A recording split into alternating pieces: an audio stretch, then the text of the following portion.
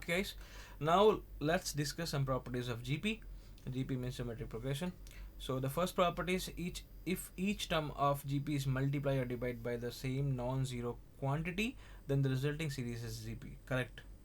Because if I'm multiplying the every term with the same number, definitely I'm going to get the resulting GP as also basically a GP only, because the resulting number forming a same GP, and that will become a common ratio by which I'm multiplying and dividing. Okay.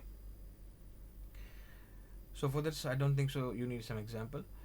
If and GP, if a GP, the product of two terms which are equidistant, similar to AP, which are equidistant from the first and the last term is constant, then it is equal to the product of first term. Yes, like in AP, I have given this part. We have taken the terms like I'll write here. So they said in GP the product of two terms, any two terms which are equidistant from the first, means if my first term is this and my last term is L, okay, and any term we can take in between, any term, like product of two terms means AR square, and this is L. So if I reduce, you can write as LR reducing terms also.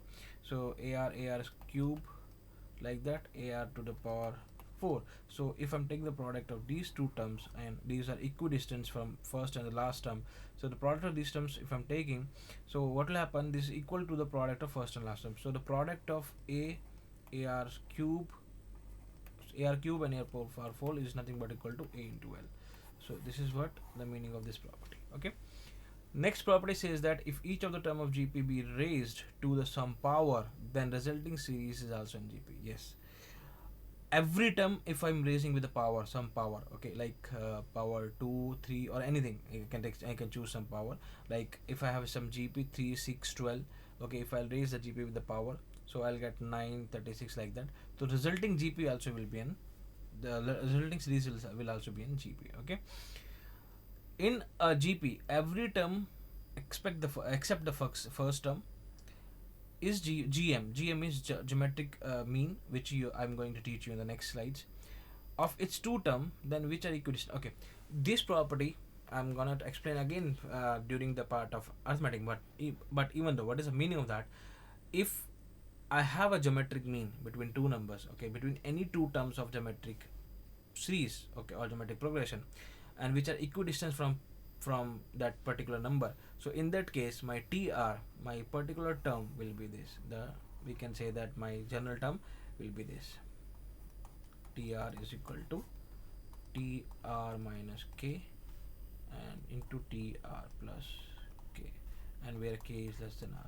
What is K here? K is the term. It means if I'm taking the third term is as a geometric mean, so here I can write as T and R, total number of terms are 6, so it will be like that.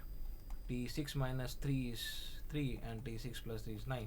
So this will be my GP. Okay. So this is my fourth property. Okay. Now next property, in a finite GP the number of terms be odd, then its middle term is the GM. Okay. Let us suppose I have 11 terms. Definitely the middle term will be 6. 6 will be the middle term. So that term in that GP series will be your GM. It means if I'll write AR square, so just I'm taking three numbers because these are odd numbers, so this AR will be your GM, geometric mean. Okay. If the first term of the GP are chosen at regular intervals, if the terms of GP are chosen at regular intervals, then the new sequence is also a GP. Yes, regular interval means like if you can choose any particular intervals of like pendulum, and if you connect with the physics, especially in physics also you can connect this part.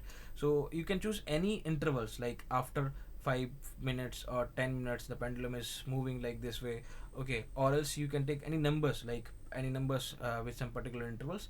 So you can the sequence which will be formed by using those intervals, that will be GP. Okay.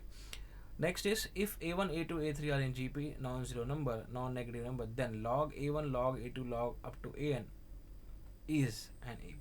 Okay. Okay, logarithmic whenever you are using, definitely since GP is, we are using common ratio and AP is a common difference, and we know one log property. The log property says that common ratio can be used as B2 minus log of P1, the difference as a difference, we can use the common ratio. The property, this is log property, that b2 minus b1 can be written as a b2 minus of log b2 minus of log b1. This is the property. This property can be used. So by this property only we can say that if a1, a2, a3 are in GP, the ratio will be a2 by a1. Okay, common ratio. But if I'm talking about this thing, so you can see there as log of a2, 2 of log of a2 is equal to log of a1 plus log of a3. Okay, so a3, sorry, so if you'll solve this part, but log of a plus log b is nothing but equal to product. Okay, so a1 a3, okay, log, and here 2 log a2.